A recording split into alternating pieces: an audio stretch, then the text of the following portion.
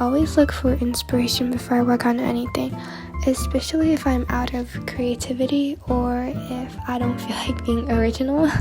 So about half of the designs I made today are heavily inspired by Pinterest. It kind of keeps the vibes of your designs cohesive, but it also spares you a lot of brain juice.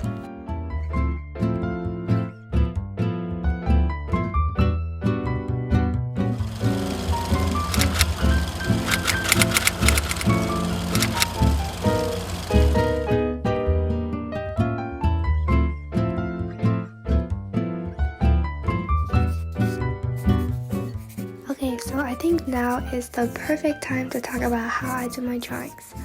I use the app Procreate. It's pretty popular and I'm pretty familiar with it, so it's what I always use. I use an Apple Pencil to draw. I don't even know how people can even draw with their fingers. And the brush I use all the time is dry ink. I just love it so much. So usually for pins like these, I just do an outline and add base colors. And references are always super helpful. I also use a lot of saturated colors.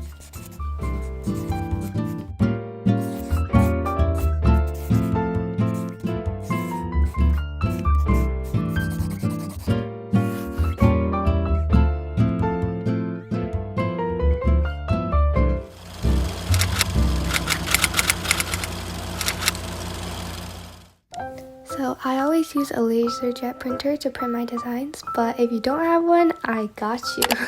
So first, you're just going to use regular sticker paper, then add some acrylic fixative or hairspray, and finally a layer of Mod Podge. And that's it.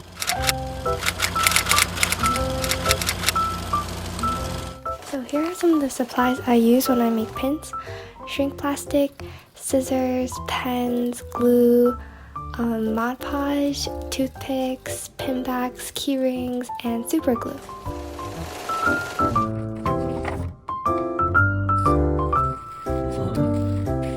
This part is kind of self-explanatory, but I just cut out my designs.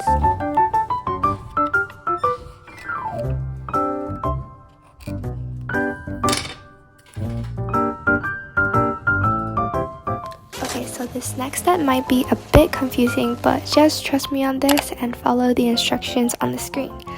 So the point of this is to enlarge your design by 2.5. And I've been using this grid method where you manually kind of calculate the grid size of the enlarged image, but there has to be a better way, so please let me know. And so yeah, after you enlarge the drawing by 2.5, fill it in all black and then kind of carve out the outline of the shape. And then put a lot of these together onto one page and print.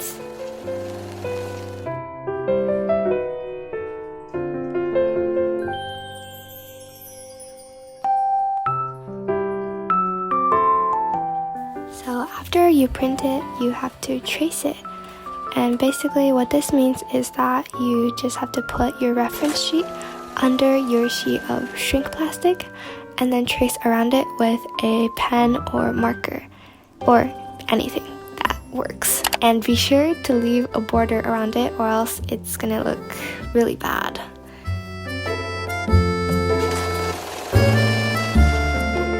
Then the next step is the cut, and this is pretty self-explanatory, but be sure to wipe off the pen or marker on the shrink plastic after you cut or else it will leave a residue.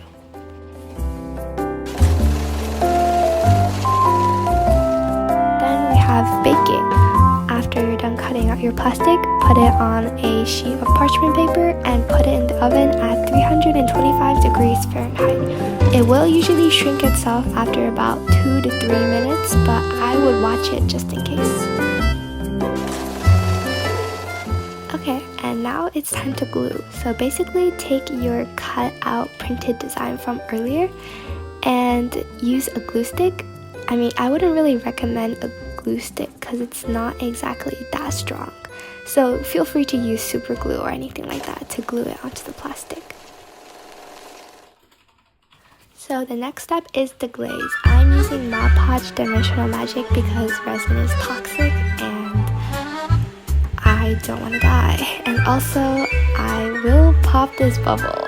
So yeah, sometimes there will be bubbles, so you just have to use a toothpick or something sharp, or maybe like a heat gun to kind of pop the bubble.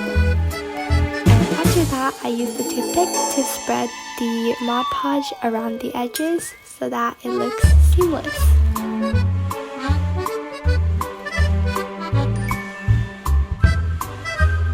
Three hours later.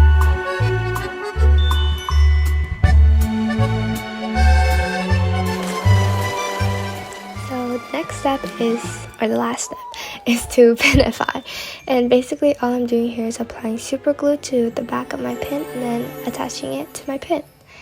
And that's it. I made a lot more in my own free time, but I hope you try this out as well because it's really cute and it doesn't cost much and it looks really aesthetic. I put these pins like anywhere. So yeah, that's it. Thanks for watching.